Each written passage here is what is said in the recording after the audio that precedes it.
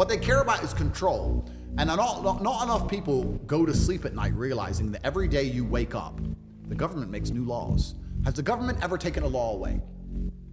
When's the last time the government said, we have too many laws, give me the book, let's throw some of this trash away? No, every day there's new ones.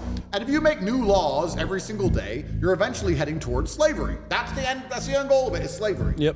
And we're not far off slavery now. I think a lot of people don't realize that the idea of slavery is we're gonna get somebody, force them to work, leave them in a house that we've given them and give them some food, and we're gonna force them to work. But doing that is extremely difficult. It's actually not efficient because you have to force someone to do a job they don't wanna do, which is very hard to do. Yep. You have to stop them running away. You need an army, you need a fence. It's very difficult. It's actually much easier to pay them a little bit of money, and they spend all that money on their house and their food, and they believe they have free will.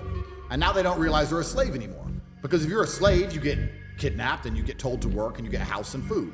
If I say, oh, I don't have to kidnap you, oh, here's a nice opportunity for you, come do this job, it's an opportunity, and then you work and you spend all your money on a house and food, now you think you're free and you're actually a slave. You're still in it. Of course, and the best prison on earth is going to be the one you don't realize you're in. That's the goal, is to keep the wool over everyone's eyes. Most people don't realize they're in a jail. They wake up at 7 a.m. and they go to a job and they work hard all day and they come home and they have no time for their family and they barely pay their bills and they barely afford to eat and they have no money left at the end of the month and they somehow think they're free. And they sit there and they watch the news and the news lies to them and they got vaccine in their arm and they can't fly anywhere because they can't afford it or if their boss will give them leave. Yep. And they somehow believe they're free. You're a slave. They believe they're free when the boss signs annual leave. That freedom. You ain't enough freedom. It's absolutely it's slave world, and it's kind of crazy because even when I was in jail, I was talking to Tristan. We were saying this. Most people on the outside are less free than us here in jail. Yeah. You know, at least I can feed my family and feed my children. You know, at least I can fly the people I love all around the world at random.